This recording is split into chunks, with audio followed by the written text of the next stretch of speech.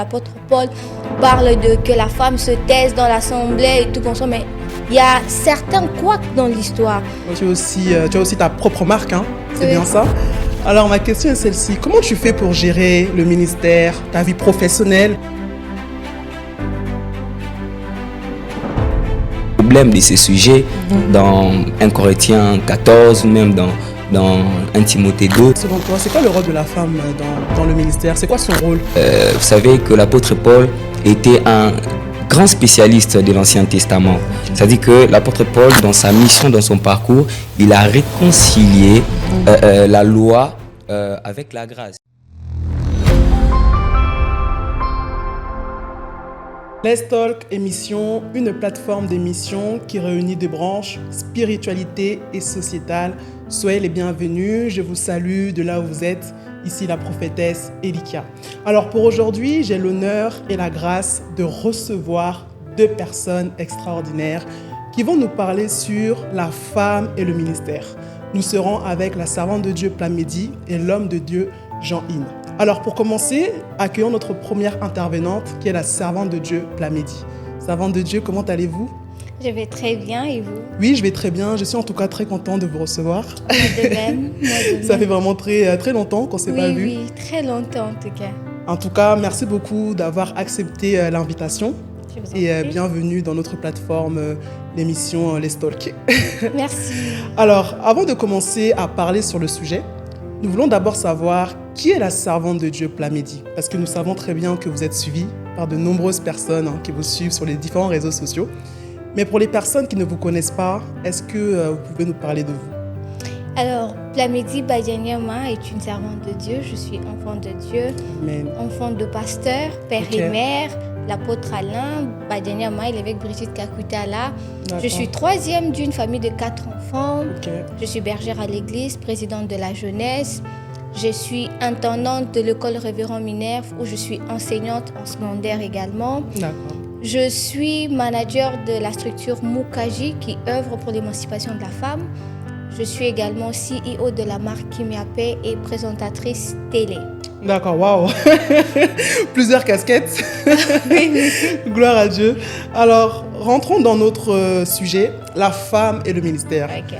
Avant de vous poser les questions qui concernent ce sujet, lorsque je vous ai donné le thème, c'était quoi la première impression lorsque vous avez reçu ce sujet? J'ai eu 2 impressions, je Ok. vais être honnête. La première impression, j'étais en mode waouh, on en parle. Ok, La deuxième impression, j'étais là, j'ai dit ouh, ça va chauffer.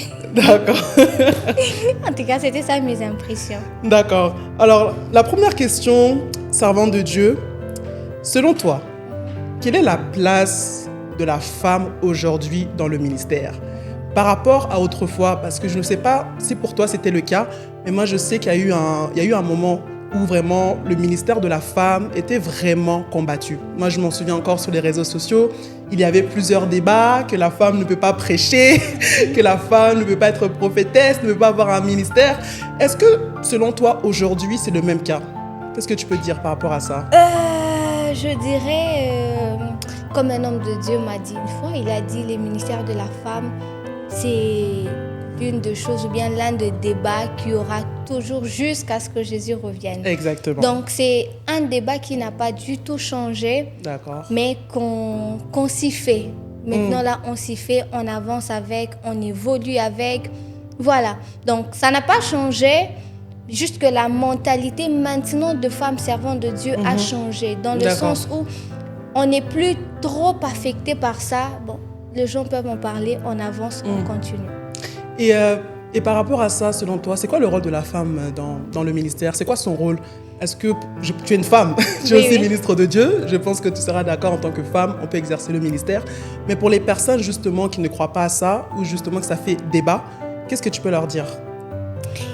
Alors, il y a tellement, je sais déjà, en parlant de ça, ça revient sur l'apôtre Paul. Oui. Et j'ai eu à approfondir les Écritures, à faire certaines recherches, à lire certains docteurs et tout, à ce propos d'ailleurs, parce que moi, c'est l'un des débats que je n'aime pas faire. D'accord. Mais quand même, on en parle pour On en parle, éclairer ceux exactement. qui sont encore dans le doute, qui aimeraient bien se lancer, mais qui sont encore réticents. Alors, ce que j'aimerais faire comprendre déjà à l'apôtre Paul, parle de que la femme se taise dans l'assemblée et tout comme ça, mais il y a certains couacs dans l'histoire. Ok. Premièrement, en lisant bien, il s'adresse à... Si on gardait le même contexte que le Jean aborde, il est en train de parler aux femmes mariées.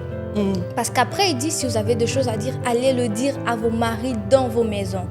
Mais attendez. Donc, celles qui ne sont pas mariées alors, Exact. donc, s'il faudrait revenir sur leur casque, celles qui peuvent prêcher sont des célibataires et non des mariés. Mais à part ça, il y a une chose que j'ai beaucoup aimée, c'est que lorsque vous retournez dans le même texte de 1 Corinthiens 14, si vous allez au verset 11 ou 20, si je ne m'abuse, 30 d'ailleurs, 1 Corinthiens 14, 30, la Bible est en train de parler, l'apôtre Paul toujours en train d'expliquer, préciser des choses. Il est en train de parler sur les parler en langue en disant que celui qui parle en langue, qu'il ait les dons d'interpréter et tout consort, et une place, il s'arrête, il martèle en disant que s'il y a certains qui prophétisent, que les autres restent calmes, qu'ils entendent. Et il utilise le même verbe. Exact. Ils disent qu'ils se taisent. Quand l'un parle, que l'autre se tait. Alors, pourquoi pour la femme, on dit c'est prêcher, donc prophétiser aussi. Ceux qui sont en train de prophétiser doivent se taire. Exactement. Donc s'il faudrait revenir dans la même logique, ça ne tient pas debout.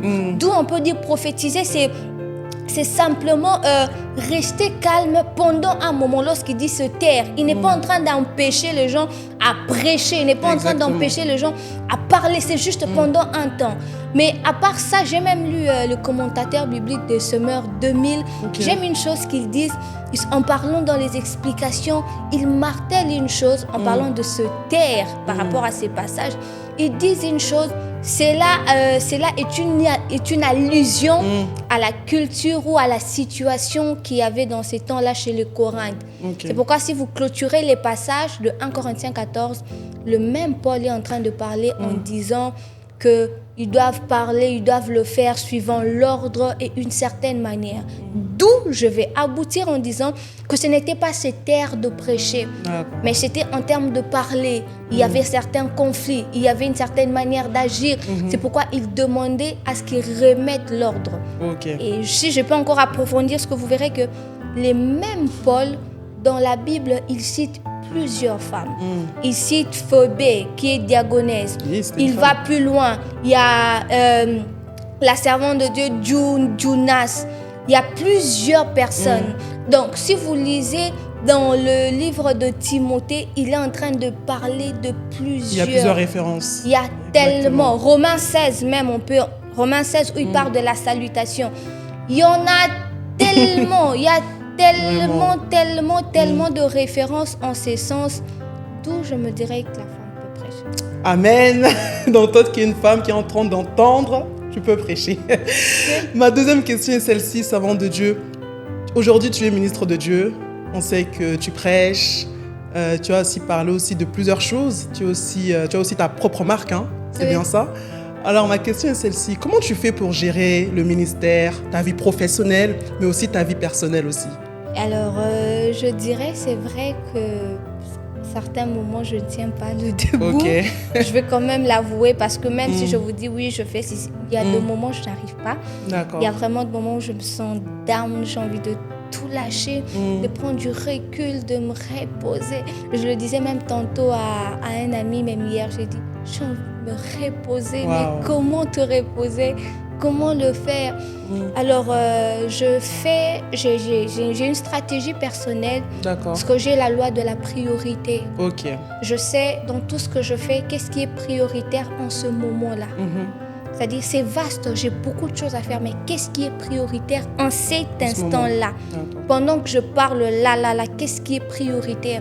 Je donne un exemple. À l'époque, quand j'ai étudié encore, et que nous étions dans des périodes d'examen, je savais très bien qu'en ce moment, c'est la période d'examen. Je ne vais pas prêcher n'importe quand. C'est vrai que c'est servir Dieu, mais je suis en période d'examen. Exactement. Je pourrais accepter 1, 2 aussi en rapport avec les calendriers. À part ça, quand il faut que j'aille travailler, il faut que j'ai un bon calendrier où je sais. En ce moment, c'est ça que je brandis. En ce moment, c'est ça. Et après, il y a aussi mon temps de repos, il y a mon temps de... Oui, c'est pourquoi il y a des fois même certaines personnes, ça je voudrais vraiment le dire, il y a des gens qui me disent, on On t'écrit, mais tu réponds pas. Je suis scotchée sur TikTok en train de regarder des blagues parce qu'en ce moment-là, je veux que ma tête se défoule. En ce moment-là, je ne veux pas commencer à avoir ça, réfléchir. Donc, non, c'est vraiment ça. J'ai vraiment la loi de la priorité. Parce que beaucoup de gens pensent que comme on est ministre de Dieu, donc on doit rester focalisé vraiment sur la prêche, sur le ministère. Et parfois, on s'oublie aussi. Hein. C'est ça le problème. On s'oublie aussi. C'est ça le problème. Et parfois, les gens ont du mal à le comprendre.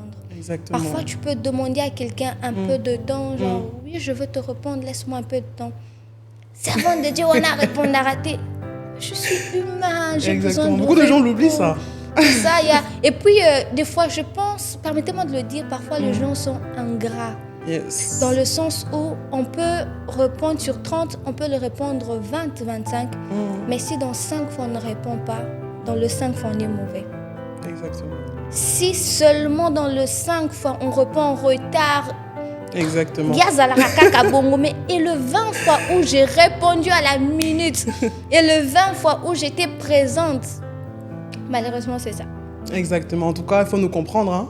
En tant que ministre de Dieu, ce n'est pas simple. On a aussi besoin aussi de prière. On a aussi besoin aussi d'être soutenu.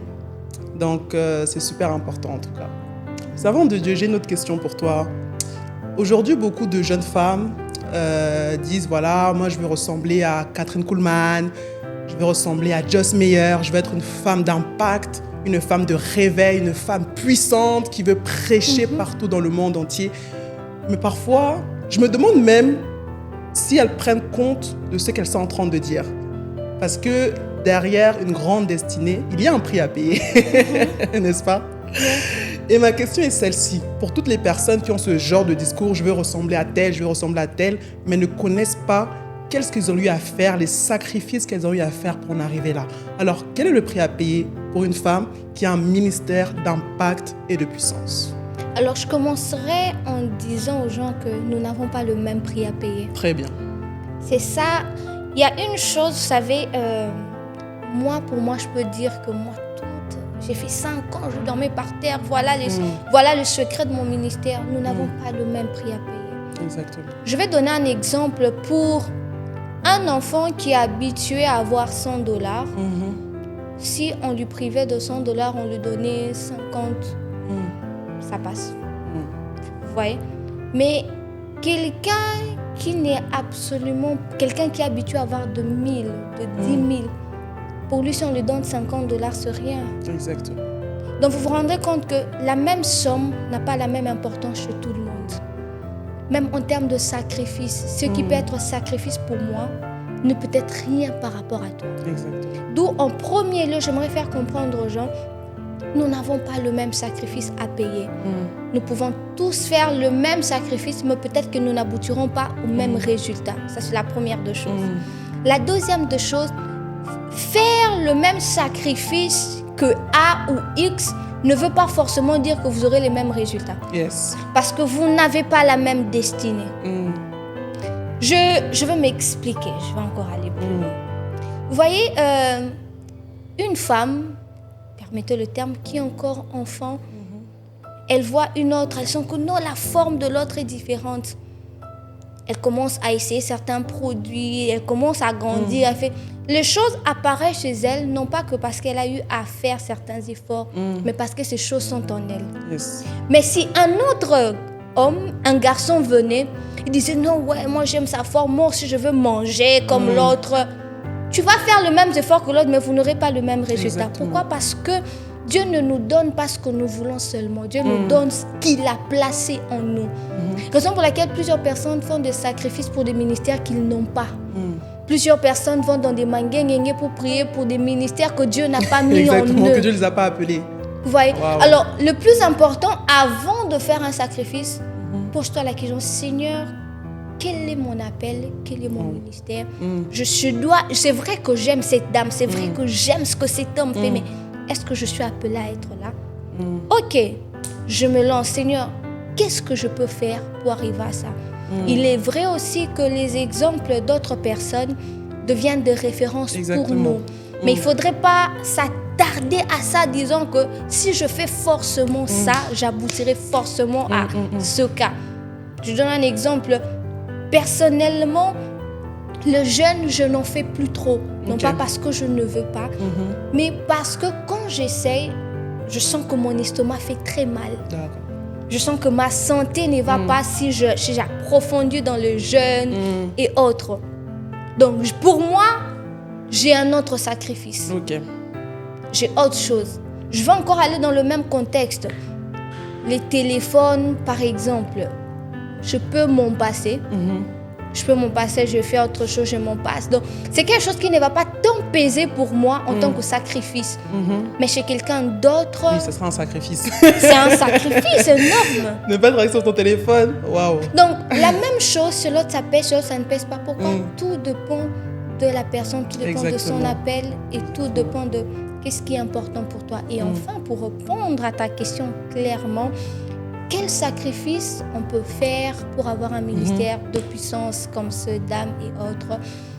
Écoutez, privez-vous de ce que vous semble le plus cher, ce qui peut vous éloigner de Dieu, ce qui peut vraiment vous mettre dans un état de confortabilité. Privez-vous de ça. Vous savez, être dans le ministère en tant que femme, c'est vrai que c'est bien, mais c'est pas aussi bien.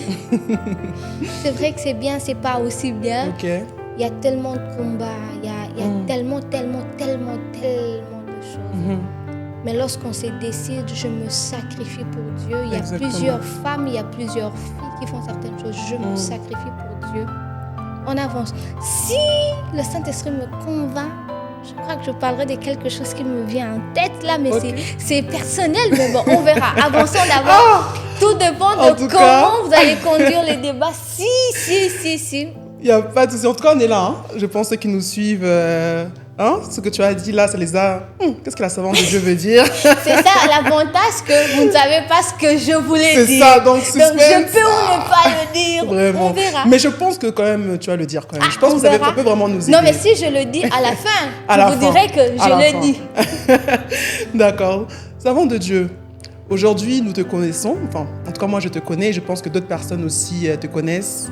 Comme je l'avais dit au début, beaucoup de gens te suivent, te prennent aussi pour exemple. Merci. Mais on ne sait pas que la savante de Dieu aussi a eu à traverser beaucoup de choses, beaucoup de défis, beaucoup de combats. Alors, ma question est celle-ci, savante de Dieu, pour en arriver là. Quels étaient tes combats ou bien tes défis que tu as eu à rencontrer en tant que femme dans le ministère où tu as eu à travailler avec des hommes, ou peut-être ce n'était pas simple, et comment tu as pu justement t'en sortir afin de nous aider? Les combats étaient éternels. À chaque fois qu'on réussit à vaincre un combat, il y a comme un autre qui se rajoute. J'aimerais commencer par là. Je crois que j'en parlais même hier à un ami. Je dis, Dieu ne m'avait pas tout dit. Hein. Ok. Non, je le dis de tout cœur, ce que Dieu ne m'avait pas tout dit. Je commençais à servir le Seigneur très tôt, très jeune. Trop jeune même. Je ne l'ai pas fait parce que les parents me le disaient, non pas parce que les parents m'envoyaient, mais je l'ai fait parce que je rencontre le Seigneur personnellement et tout. Et il y a des choses que Dieu ne m'avait pas dites, que je rencontre petit à petit, mais on s'y fait. Parmi le grand combat que je reçois, que j'ai reçu, que je continuerai à recevoir, Jusqu'aujourd'hui? évidemment, les choses ne changent pas.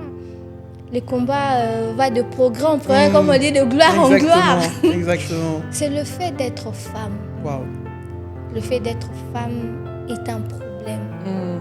À chaque fois, les gens te brandissent que la femme ne peut pas prêcher. Je me souviens, j'étais en 5e des humanités. S'il faudrait revenir dans le passé, j'ai dirigé un groupe de prière, l'ARM et tout consort. Je suis une femme. Et un jour, dans ma salle de classe, il y a eu un débat sur le ministère de la femme qui a commencé. Et j'entends la voix d'un de mes ouvriers qui disait « Il ne croit pas au ministère de la femme ». Ce n'est pas ce que les autres disaient qui m'avait choquée. J'ai dit « Mon ouvrier ». Je me suis levée, j'ai interrompu le débat. Je suis venue vers lui, j'ai dit « Tu ne crois pas au ministère de la femme, mais tu te laisses conduire par une femme ». Exactement. Il était là « Oui, je crois en vous, mais… » J'ai dit « Mais alors ne reste plus !» Ne reste plus. Je commençais à lui rappeler, j'ai dit, le ministère de la femme, non, tu ne crois pas. Qui t'a emmené vers le Seigneur? Qui t'a permis de rencontrer le Seigneur? Tu avais tel problème. Qui a prié pour toi pour que ça s'arrête? Ton premier ticket que tu es tombé, qui te l'a donné? C'était une femme. J'étais là au monde. Waouh. Et ça, c'est constamment. Et des fois, on poste des choses sur les réseaux sociaux. Les gens, la femme ne peut pas prêcher. Parfois, ça revient. Déjà, j'ai une fine voix. Par la grâce de Dieu, ma voix a beaucoup grandi. Je n'étais pas comme ça. Ouf. Je n'arrivais pas à m'auditionner moi-même. J'avais une voix de bébé. D'où il y avait des gens, quand tu prêches, ils peuvent te dire, servante de Dieu, tu parles bien, oui, mais à la fin, ils te disent, continue comme ça, tu es encore une enfant. Wow. Tu es là en mode, ok, j'en ai eu plusieurs. L'autre combat, c'est le fait d'être célibataire. En tant que femme. Oui, le fait d'être célibataire, il y a des gens qui sont là en mode, ah, vous les servantes de Dieu, vous vous mariez pas parce que vous êtes trop dur de caractère. D'autres personnes sont là en mode, t'es pas marié, qu'est-ce que tu vas nous apprendre, qu'est-ce que tu vas nous enseigner, t'as pas d'expérience sur ça. D'autres personnes, il y a tellement de choses. Autre chose, c'est le fait d'être enfant de pasteur. Plusieurs se disent qu'on sert Dieu parce qu'on est enfant de pasteur. Moi, je l'ai toujours dit, s'il fallait que je vois le fait d'être enfant de pasteur, moi, je n'allais pas servir Dieu. Quel coup je n'ai pas vu chez mes parents. J'ai vu des gens qu'on a reçus chez nous, des gens qu'on a nourris, des gens qu'on a vêtis, mais lorsqu'il fallait se retourner contre les parents, j'en ai vu de toutes les couleurs. Je pouvais entendre des gens critiquer les parents, les insulter. Mais ces mêmes personnes viennent à l'église. Des fois, je regardais. Et tu vois comment les parents les accueillent avec facilité, avec joie, avec plaisir. Je me dis, mais c'est quoi ce ministère? On en a vécu de toutes les couleurs, on en vit de toutes les couleurs. Donc je me dis, si les gens pensent que je sers Dieu parce que je suis enfant de pasteur, alors ils se trompent. Le fait d'être enfant de pasteur devrait m'éloigner de Dieu parfois. Me dire, oui, je veux rester chrétienne simple, je ne veux pas entrer dans ces choses. On a vu de toutes les couleurs, on en voit de toutes les couleurs. Et il y a des fois, quand moi-même je reçois certains coups, j'en parle à mon père, il me dit, ah, tu vois comment les ministères c'est, hein? Tu vois, les gens ont l'impression que oui, ils mangent que les mabonza. Nous, je me souviens en 5e, toute l'année scolaire de la 5e, je n'avais pas payé le frais. Non pas qu'il n'y avait pas d'entrée, mais tous allaient à l'église. Il n'y avait pas moyen de séparer. Je me souviens, il y avait l'un de mes enseignants, de mes professeurs qui m'a demandé, il m'a appelé, il m'a dit, Plamedi, ma bonne, écoute, elle sauter. J'étais là, moi. Mais qu'est-ce qu'il raconte? Les gens pensent que ça entre tous les jours. Même quand ça entre, ça retourne qu'à l'église. Exactement. Les amplis, les choses, ceci, cela. Nous, je me souviens, je me souviens, on était enfants. Dès qu'on recevait des hommes de Dieu, les parents avaient l'habitude de tout leur donner. Tout à manger. Les hommes de Dieu mangent d'abord, vous êtes là. Vous regardez, ils terminent, après on cherche pour vous. Déjà qu'à manger, là, c'était compliqué. Il fallait encore donner tout ce qu'il y avait de compliqué aux hommes de Dieu pour que vous vous attendiez. Mais attendez, s'il faudrait qu'on serve Dieu parce qu'on est enfant de Dieu, il se trompe. Enfant de pasteur, il se trompe. Être enfant de pasteur nous donne parfois tellement de raisons de ne pas servir Dieu. Parce qu'on voit c'est trop dur. Mieux vaut de se dire, je vais dans les affaires. Mais on le fait pour Dieu. On le fait vraiment pour Dieu. Et justement, par rapport à ça, comment tu as pu t'en sortir? Comment tu es arrivé en fait, à garder ton cœur, justement, par rapport aux défis que tu as eus? C'est quoi le secret? Le premier secret, c'est Dieu. C'est vraiment Dieu. Il y a une phrase que Dieu m'a dite, c'était en 2017. Parce que je commençais à servir Dieu depuis 2015. Donc c'est en 2016-2017 qu'il me l'a dit. Il m'a dit une chose, il m'a dit, Plamedi, on reconnaît un leader par sa capacité à ne pas être changé négativement par les circonstances qui lui arrivent. Donc, à chaque fois qu'une circonstance me vienne, c'est cette phrase qui résonne dans mon cœur. On reconnaît un leader par sa capacité à ne pas être changé négativement. Et ça fait plus de 10 ans, près de 10 ans, je peux dire, je fais une prière. Je dis au Seigneur, Seigneur, garde mon cœur. Garde mon cœur, garde mon cœur. Parce que si tu n'es pas assez fort, tu peux facilement t'enlacer. Tu peux facilement devenir méchant. Quand vous verrez beaucoup d'hommes de Dieu, Moutema Mabé, Bakou et Leki. Mais on a les cœurs. Et une autre chose, mon père m'a toujours dit, il m'a dit, Plamedi, ne meurs pas pour l'église. Waouh. Ne meurs pas pour l'église. C'est Dieu au fait. Et la Bible dit dans Matthieu 11, 28, venez en moi, vous tous qui êtes fatigués, chargés, je vous donnerai du repos. Prenez mon joug, il est doux et léger. Donc, à chaque fois que je vois ces choses, ces défis et tout, je me dis, c'est le joug du Seigneur, mais il avait promis que ça sera doux et léger. Waouh. Vraiment, je suis en train de voir un livre. Hein. Ce que tu es en train de dire. Je ne sais pas, je ne suis pas en train de prophétiser. Ah, mais évidemment, je suis en train de penser écrire un livre. Waouh, elle ne me l'avait pas dit. Ça, c'est vrai, je ne vous l'avais pas dit. Les gens ne le savent pas d'ailleurs. Waouh, j'étais en train de voir cela. En tout cas, servante de Dieu, afin de terminer, dites-moi, quels sont les conseils que vous pourrez donner à une jeune femme qui est également appelée au ministère? Peut-être elle est à ses débuts ou bien elle va commencer. Qu'est-ce que toi, tu aurais voulu savoir avant de commencer ton ministère? Ça veut dire beaucoup de choses à dire. Non, c'est tellement...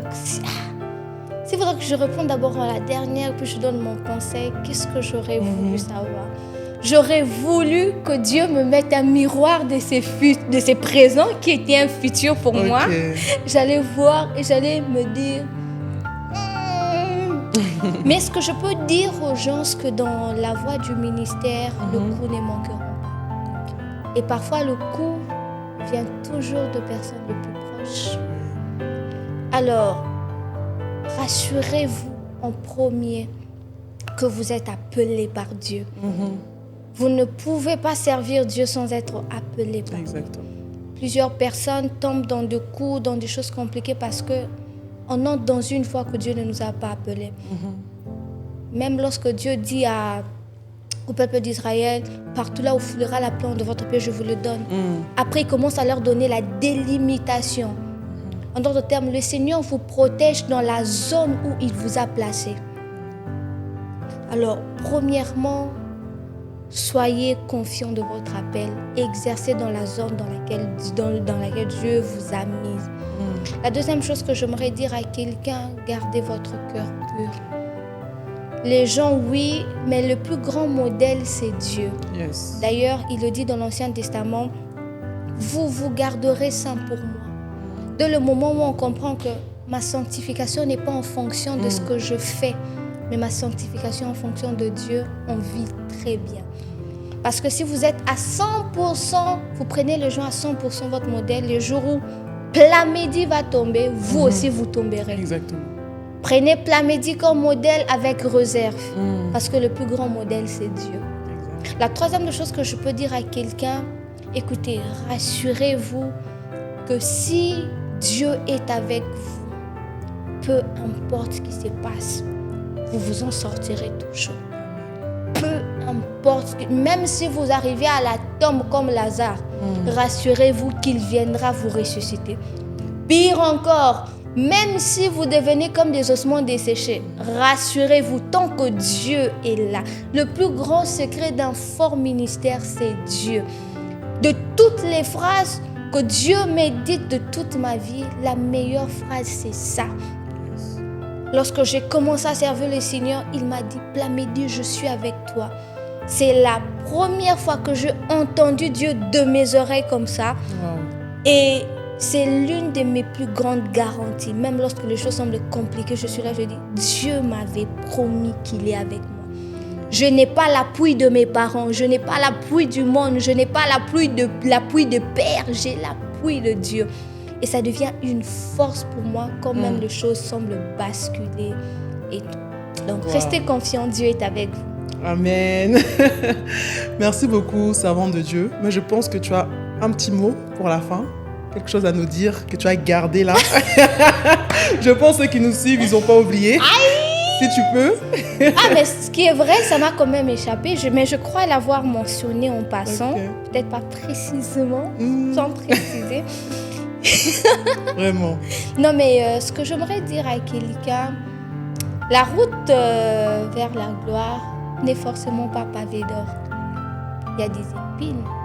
De loin, il y a des épines. Mais lorsque vous y arrivez, vous vous rendrez compte, malgré ces épines, Dieu vous donne des bottes, des choses qui feront en sorte que malgré les épines, que rien de mal ne se passe. Et la dernière phrase que j'aimerais dire à quelqu'un, à une femme particulièrement, vous êtes dans le ministère ténébreux.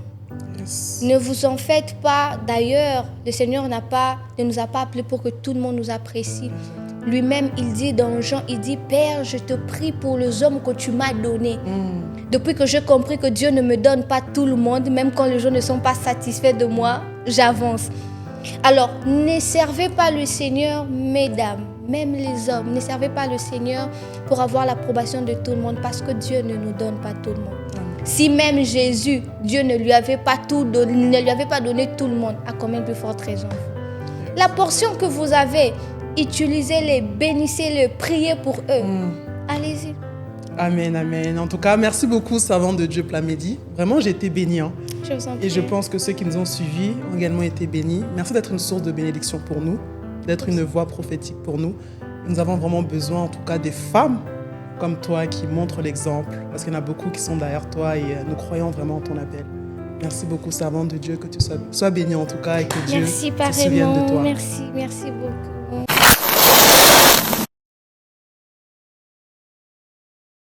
Accueillons notre deuxième intervenant, l'apôtre Jean-Yves. Shalom apôtre. Shalom prophétesse. Comment allez-vous? Ouais, ça va très bien, vous donc? Oui, très bien. Merci beaucoup pour l'invitation en tout cas. Je vous en prie. C'est un honneur pour moi de vous recevoir dans notre émission Let's Talk. Alors, avant de rentrer en profondeur par rapport à ce sujet, nous voulons d'abord savoir qui est l'apôtre Jean. Peut-être il y a des personnes qui ne vous connaissent pas et qui veulent également vous découvrir. Est-ce que vous pouvez nous parler un peu de vous?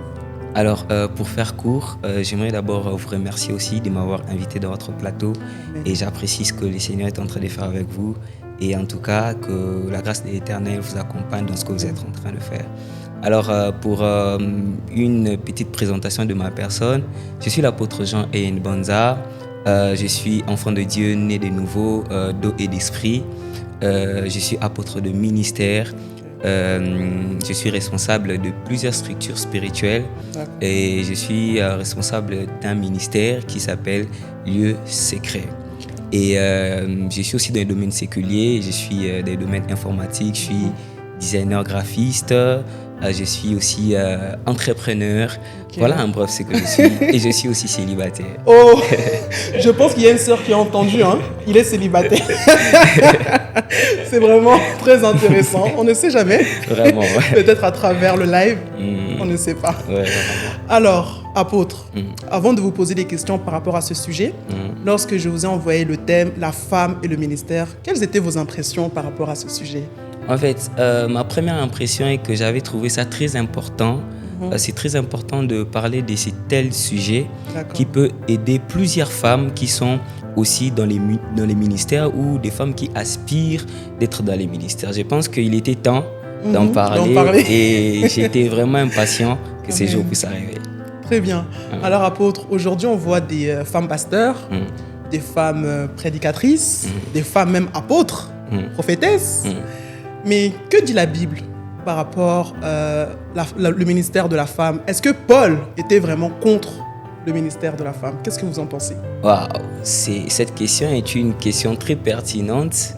Et vous savez, avec les courants qui s'est fait tout autour de ce sujet, il y a ces gens qui sont pour le ministère de la femme, il y a d'autres qui ne sont pas pour le ministère de la femme. Et je pense que je vais quand même émettre mon avis en fonction de la lumière des Écritures. Amen. Alors déjà à l'entrée des jeux, ce que nous devons savoir, c'est que l'apôtre Paul dont nous parlons, qui a d'ailleurs parlé de ces problèmes, de ces sujets dans 1 Corinthiens 14 ou même dans 1 Timothée 2, vous savez que l'apôtre Paul était un grand spécialiste de l'Ancien Testament. C'est-à-dire que l'apôtre Paul, dans sa mission, dans son parcours, il a réconcilié la loi avec la grâce. Et il a aussi réconcilié la Torah avec la bonne nouvelle de la vie. Voyez? Et je ne crois pas que l'apôtre Paul était une personne qui était radicalement contre les ministères de la femme. Parce que vous allez voir, vous devez d'abord savoir que lorsqu'il y a des versets bibliques qui sont peu clairs. On peut clarifier ces textes bibliques par d'autres lectures bibliques qui peuvent nous donner plus de lumière. Vous allez voir par exemple, lorsque l'apôtre Paul est arrivé dans la ville d'Éphèse, vous allez voir que premièrement, l'apôtre Paul a rencontré un couple. Ces couples étaient les couples de Prisca et Aquila, si je ne me trompe pas. Ces couples étaient dans Éphèse. C'était un couple qui était déjà fervent dans les choses de Dieu. Et ils avaient même une église dans leur maison. Ils ont reçu l'apôtre Paul. Et pendant le parcours missionnaire de l'apôtre Paul, il est resté longtemps avec eux. Et vous allez voir, dans la suite de ces choses, lorsque l'apôtre Paul est parti pour la suite de sa mission, vous allez voir qu'il a laissé Prisca et Aquila là comme étant responsables de l'église qui était dans leur maison. Vous allez voir dans le livre de Romains, chapitre 16, il dit « Je salue Prisca et Aquila ». Et dans la suite, il dit encore « Et je salue toutes les personnes qui font partie de l'église qui se trouvent dans leur maison ». Et pourquoi il ne dit pas « Je salue Aquila et Prisca ». Mais il a dit « Je salue Prisca et Aquila ». C'est très important parce que dans l'ordre hiérarchique, l'apôtre Paul reconnaissait Prisca comme responsable numéro 1 de l'église qui se trouvait dans leur maison. Ensuite, venait Aquila. Donc, vous allez comprendre déjà par cette petite démarche que l'apôtre Paul n'était pas contre les ministères de la femme parce qu'il a travaillé avec les femmes et il y a plusieurs femmes que je m'épargne de citer, mais l'apôtre Paul a travaillé avec plusieurs femmes. Mais dans 1 Corinthiens 14, où il interdit à ce que la femme prenne la parole dans l'église, ou encore dans 1 Timothée, où il est en train d'interdire radicalement que la femme puisse enseigner, je crois qu'il était en train de résoudre un problème d'éthique. Il était en train de remettre les choses à l'ordre. Mais dans la démarche que j'ai faite, ça nous amène à comprendre que l'apôtre Paul a travaillé avec des femmes et il a salué la bravure de ces femmes qui l'ont même accompagné dans son ministère évangélique. Il dit même dans le livre de Romains que cette femme, Prisca, était prête à couper même, mettre sa tête pour la vie de l'apôtre Paul. Vous voyez, ce n'était pas une personne qui était misogyne, c'était une personne qui reconnaissait les ministères et l'apport du ministère de la femme. Voilà en quelques mots. D'accord, très bien. Et par rapport à votre avis personnel, est-ce qu'aujourd'hui, une femme peut être pasteur? Est-ce qu'aujourd'hui, une femme peut exercer pleinement dans le ministère sans forcément être prédicatrice, mais vraiment avoir comment je peux dire ça, une responsabilité vraiment de leadership ministériel? Oui, j'y crois. Moi, je crois fermement avec une ferme conviction au ministère de la femme.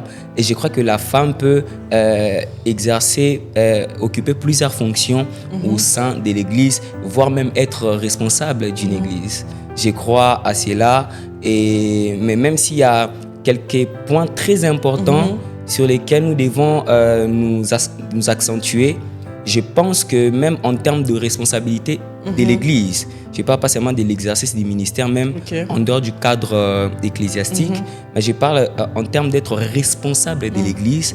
Je crois que, comme j'ai donné l'exemple de Prisca et Aquila, je pense que pour arriver au niveau d'être responsable d'une Église, pour ma part, je pense que cette femme doit se faire accompagner de son homme. Très bien, ben justement, c'est la deuxième question. Pour une femme qui est appelée au ministère, quels sont les principes qu'elle doit avoir? Elle sait qu'elle a un appel de leadership, elle doit être responsable peut-être d'une église ou bien d'un ministère. Selon vous, homme de Dieu, quels sont les principes qu'une femme doit avoir? Alors, en termes des principes, je pense que il n'y a pas de règlement biblique qui donne ces principes. Mais si je peux partager en fonction de ma petite connaissance, je peux dire qu'il est très important que la femme au ministère puisse être équilibrée. L'équilibre dans les parcours ministériels, même pas pour la femme, mais pour l'homme aussi, est très important.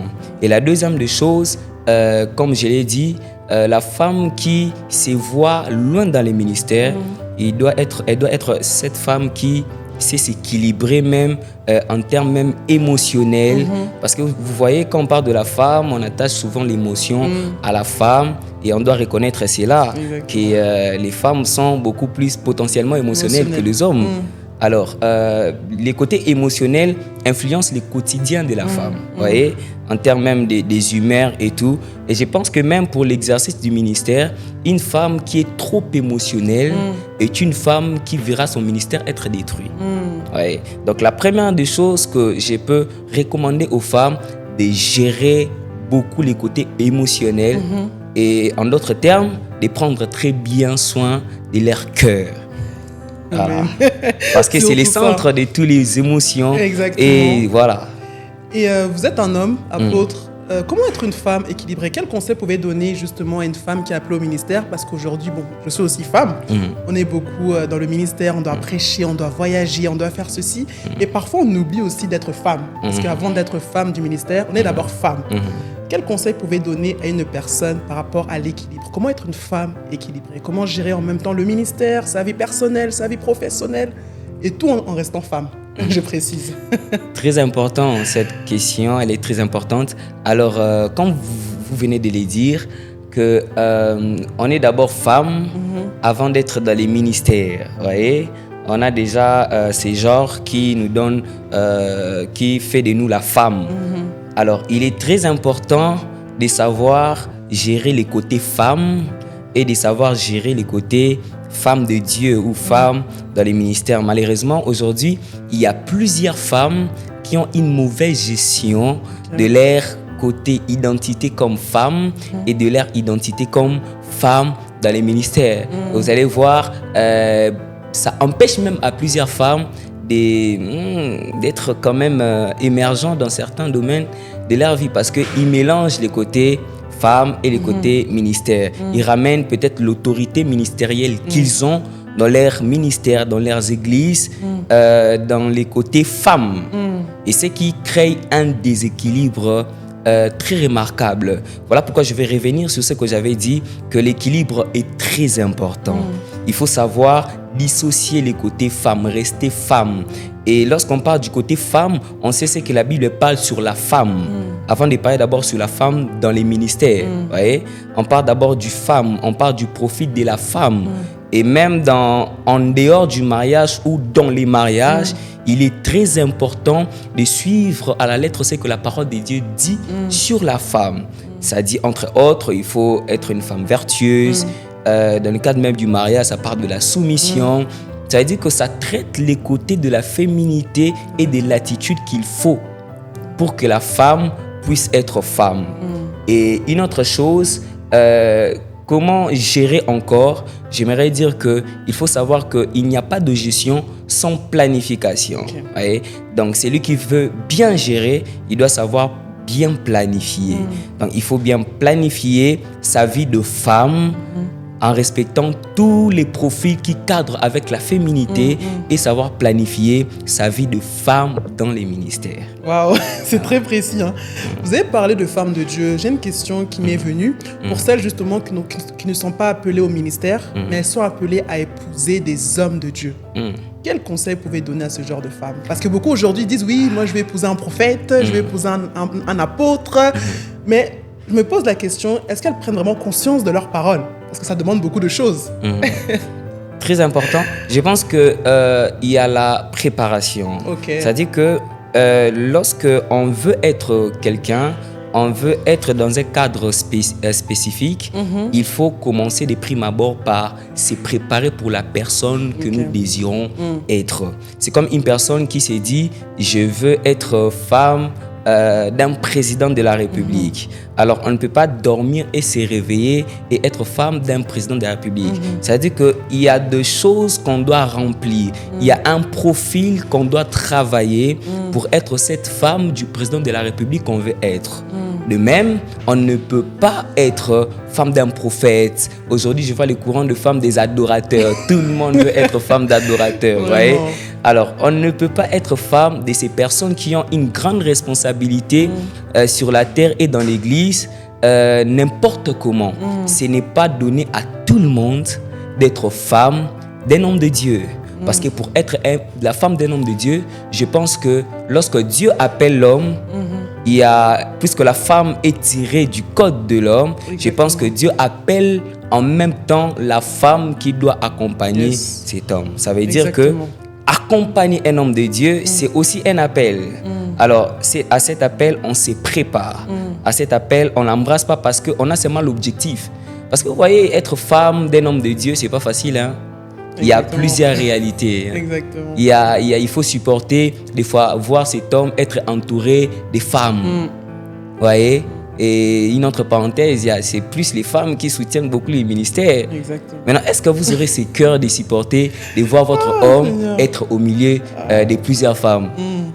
Une grande question. Est-ce que vous allez supporter? Parce que moi pour une parenthèse, moi je suis l'homme d'un pasteur et le fils d'un pasteur. Ouais, et j'ai vu comment est-ce que mon père, des fois, on venait lui prendre pour des situations où il devait aller intervenir même pendant la nuit. Et je voyais comment est-ce qu'il partait et ma mère ne dormait pas et elle restait à genoux en train de prier, Seigneur, mon mari. Mais est-ce que vous êtes prête à rester à la porte comme ces sentinelles lorsque votre mari va à la guerre? Ouais? Ça veut dire qu'il faut se préparer. Sinon, ça sera compliqué. compliqué. Waouh, merci beaucoup, homme de Dieu. J'ai une question un peu très très pertinente. On dit souvent que les femmes du ministère, qui ont un ministère, elles ont du mal à se marier. Elles ont du mal à trouver l'amour. Lorsqu'on est prophétesse ou on exerce un ministère, c'est vrai que lorsqu'on fait le constat, bon, c'est vous qui allez répondre. Mais on voit que le domaine du mariage, là, c'est un domaine très compliqué. On dit que voilà, les femmes qui sont appelées au ministère ont du mal à trouver l'amour. La question est celle-ci. Que pensez-vous de ça? Est-ce que pour vous, c'est le cas? Et si oui, quelles sont les causes? Alors, je dirais très fortement un grand oui. Ah. Parce que c'est pas un tabou quand même. Okay. Nous tous, nous savons que à l'échelle de 1 à 10, on sait que c'est quand même peut-être le 4% de ces femmes qui se retrouvent ou qui sont mariées. Et, voyez, et surtout avec ces courants où il y a l'émergence maintenant aujourd'hui des servantes de Dieu. Vous voyez, les servantes de Dieu s'imposent, elles sont connues et elles s'imposent rapidement dans les ministères. Surtout à ces profils-là déjà, c'est encore plus difficile pour ces femmes de se positionner dans les mariages. Et moi, je pense qu'il y a plusieurs causes. Et la première cause, je dirais que c'est ce que nous avons cité ici. Il y a plusieurs femmes dans les ministères qui sont déséquilibrées. Vous voyez, ils ne savent pas être femmes. Aujourd'hui, plusieurs femmes dans les ministères, ce sont des impolies. Plusieurs femmes dans les ministères, ce sont des têtues. Ça veut dire qu'ils apportent leur mamie jusqu'à dans la relation. Maintenant, dans la relation, ça ne va pas marcher. Ils amènent leur autorité ministérielle jusqu'auprès de leur homme. Et aucun homme, je dis bien, aucun homme ne peut... quand je parle d'un homme, je parle vraiment d'un mâle alpha, je ne parle pas des hommes à femmes, je ne parle pas des efféminés. Mais aucun homme qui a en lui le Christ, c'est vraiment le profil du Christ qui est l'époux de l'Église, qui nous sommes l'épouse, qui est l'image de la femme. Aucun de ces hommes ne peut accepter d'être sous l'autorité de la femme. Vous voyez, pas en termes de positionnement, mais d'être sous l'exercice autoritaire d'une femme. D'avoir une femme qui est autoritaire, d'avoir une femme qui est impolie, d'avoir une femme qui ne sait pas le mettre à sa place. La Bible a dit que l'homme est la gloire de Dieu et la femme est la gloire de l'homme. C'est-à-dire que lorsque Dieu parle de l'homme et de la femme, il fait un parallélisme d'avec le Christ et l'Église. Voyez? De la même manière que l'Église est soumise à Christ, de la même manière que la femme doit être soumise à l'homme. Mais aujourd'hui, ce sont des débats qui blessent, ce sont des mots qui blessent. Les femmes en général, ou même les femmes chrétiennes, que ce soit dans les ministères ou pas dans les ministères, ne veulent pas écouter ce genre de choses. Ouais. La femme aujourd'hui, il ne veut pas être dans sa place. En fait, ce n'est pas une place qu'on impose à la femme, mais c'est l'ordre hiérarchique que l'Éternel a établi. Une femme qui respecte la parole de Dieu est une femme qui sait se rabaisser devant son homme. Ce n'est pas une question de féminité. Nous ne marchons pas en fonction de la féminité, mais nous marchons en fonction de la lumière des Écritures. Là où la féminité passe à côté de la lumière des Écritures, nous ne sommes pas obligés de nous aligner. Une femme qui respecte le Seigneur et la parole du Seigneur est une femme qui respecte la parole de Dieu. Et que dit la parole de Dieu en fonction de l'homme et de la femme? On échoue aujourd'hui, les femmes dans les ministères particulièrement n'arrivent pas à être dans des couples parce qu'elles ne veulent pas être femmes. Elles veulent être la mamie de la maison. Elles veulent gérer, elles veulent donner des ordres. Elles ne veulent pas écouter. Et la majorité, même les women of God, vous savez que les women of God sont trop impolies. Wow. Trop insoumises. Wow. Hein, excusez-moi, j'ai rien contre les women of God. J'ai dit que on est en train de parler. je suis vraiment pour les ministères de femmes, mais je pense que le temps est arrivé. Voilà pourquoi on a même Exactement. Voilà, Afin d'en parler. c'est très important pour éveiller ces restes, cette réserve des femmes de Dieu qui marchent encore dans la lumière des Écritures, qu'il est très, très, très important de rester femme, quoi que nous sommes appelés dans les ministères. Très bien, homme de Dieu. Et à part ce point, est-ce qu'il y a d'autres causes? Est-ce qu'il y a d'autres raisons? Par exemple, en tant que femme, lorsqu'on a un appel au ministère, ce n'est pas tout homme qui peuvent aussi supporter cet appel, Exactement. cette charge. Est-ce que ça peut être aussi une des raisons qui font que la femme a du mal à se marier? Effectivement, je pense qu'aujourd'hui, avec l'évolution de la technologie a créé des hommes efféminés. Vous voyez? Quand je parle des hommes efféminés, il y a vraiment des hommes qui ne savent pas exercer leur autorité. Ils ne savent pas reconnaître la place aussi de la femme que Dieu l'a donnée, accepter que je suis homme d'une femme qui est ministre de Dieu. Ouais, c'est un peu comme un homme qui vit avec un ministre, par exemple, d'État. Ouais. Cet homme peut être l'homme qui est à côté de cette femme, parce que c'est pas l'homme qui accompagne la femme, c'est la femme qui accompagne l'homme. Hein? L'homme peut être à côté de cette femme qu'en acceptant l'identité de sa femme et en exerçant l'autorité que le Christ, que Dieu a mis dans cet homme. Vous voyez, il y a beaucoup d'hommes qui n'arrivent pas à accepter l'autorité de leur femme. C'est par rapport à quoi selon vous? Est-ce que c'est un problème de complexe? Oui, il y a les complexes. Je les résume tout en disant qu'il y a des hommes, des efféminés, vous voyez, des hommes qui sont trop complexés. Ouais. Vous savez, il y a aussi des hommes qui ne peuvent pas être aussi avec des femmes qui sont appelées au ministère. Ouais, parce que y a des hommes qui sont trop complexés. Il y a des hommes même qui n'arrivent pas à supporter les succès de leur femme. Qui sont jaloux. Moi, j'ai entendu une fois dire qu'un homme, il était en train de dire « Je ne peux pas accepter que ma femme puisse gagner plus que moi. » Mais pourquoi? Il n'y a qu'un homme qui pense que c'est l'argent qui fait l'autorité d'une femme. Non, une femme un homme qui a l'autorité en lui, il est autoritaire. En fait, l'autorité n'est pas attachée aux avoirs, n'est pas attachée, je ne sais pas, peut-être au train de vie. Mais c'est la nature que Dieu a mis dans l'homme. Et je vais parler à un homme que si vous êtes ce genre d'homme, alors demandez à Dieu de vous aider à manifester l'autorité qu'il a mis en vous. Parce que tout homme est né avec une autorité. Et cette autorité lui donne la possibilité de gérer tout rang de femme. Que ce soit présidente de la République, que ce soit femme dans les ministères, que ce soit femme qui gagne plus que vous. Quand vous avez en vous, quand vous êtes un homme, vous avez en vous l'autorité qui vous donne l'éligibilité de gérer cette femme. Donc, il est possible que vous ayez une femme qui gagne même plus que vous, mais qui est soumise à vous. Il est possible. Et vous allez voir que généralement, c'est toujours pas les problèmes de femmes dans les ministères, mais généralement, elles rencontrent aussi des problèmes où elles n'arrivent pas à trouver les profils de l'homme au vrai sens du mot.